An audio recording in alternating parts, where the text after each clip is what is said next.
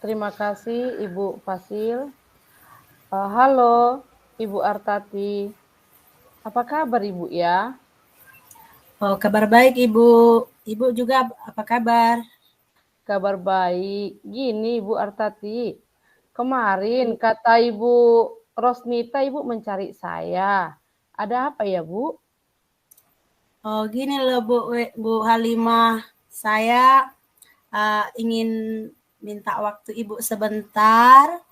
Saya mau bercerita tentang apa yang saya alami akhir-akhir ini Bu, tentang pengajaran saya di kelas Ibu Halimah. Apa Ibu Halimah ada waktu?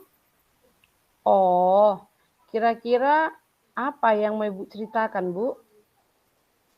Ya, begini Bu Halimah. Jadi akhir-akhir ini kan saya itu merasa bahwa murid-murid saya itu kayaknya belajar dari saya itu kayaknya kurang antusias Ibu untuk menerima pembelajaran dari saya.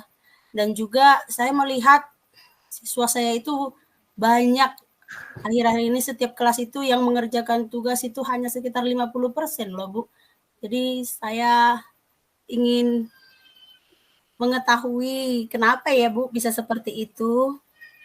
Oh, jadi menurut Ibu Artati, eh, apa yang Ibu harapkan dari obrolan kita hari ini Bu? Ya, jadi saya mengharapkan untuk percakapan kita hari ini, Ibu, saya ingin mendapatkan solusi bagaimana mengatasi permasalahan yang saya alami tentang antusiasme murid-murid saya, Bu, dalam pembelajaran. Oh, oke Bu. Nah, kalau menurut Ibu Artati sendiri, hal apa saja yang membuat murid-murid Ibu itu kurang antusias dalam pembelajaran bersama Ibu di kelas? Kira-kira apa penyebabnya gitu Bu? Jadi kalau saya lihat, Bu, pembelajaran saya mungkin di situ, Bu, yang sepertinya kayaknya sedikit membosankan dan terlalu monoton mungkin karena di mana ya saya selalu dominan untuk berbicara, bercerita di depan murid-murid saya. Dan yang kedua, mungkin saya tidak memberikan kesempatan Bu kepada murid itu untuk menyampaikan pendapatnya dan dalam pembelajaran yang saya lakukan mungkin Bu. Oh, gitu ya Bu ya. Nah, kira-kira apa saja yang dapat membuat murid Ibu itu antusias dalam pembelajaran Ibu? Ya menurut saya murid-murid itu pasti menginginkan pembelajaran yang menarik, asik, dan tidak monoton dan tidak membosankan mungkin. Wah, saya sependapat dengan Ibu. Lalu, menurut pendapat Ibu, apa saja yang bisa membuat murid-murid itu merasa asik dan tidak bosan pada pembelajaran Ibu?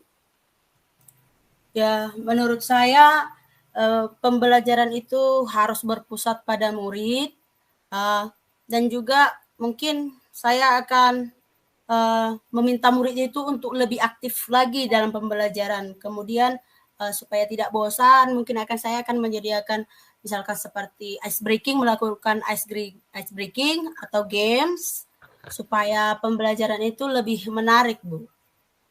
Oh iya, bagus ya Bu ya. Lalu Bu, mengenai tugas yang Ibu berikan kepada murid-murid Ibu, apakah penyebabnya sehingga kurang antusias dalam pengumpulan tugas, Bu? Jadi kalau saya lihat kemungkinan siswa saya itu tidak antusias untuk mengumpulkan tugas, mengerjakan tugasnya. Mungkin ya Bu, tugas yang saya berikan itu terlalu banyak dan berisi pertanyaan yang mana tanpa memberikan sumber belajar yang beragam dan mengasihkan mungkin. Oh, maaf ya Bu, kalau saya boleh tahu, eh, Ibu menggunakan sumber belajar di kelas itu apa saja, Bu? Apa saja sumber belajar yang Ibu gunakan di kelas Ibu gitu? Jadi kalau dikatakan sumber belajar yang saya pakai memang Bu masih menggunakan buku teks yang ada di perpustakaan nih Bu. Oh, begitu ya Bu, ya hanya menggunakan buku teks. Adakah sumber belajar selain buku teks yang Ibu gunakan, Bu? Buku-buku atau sumber pendukung, Bu?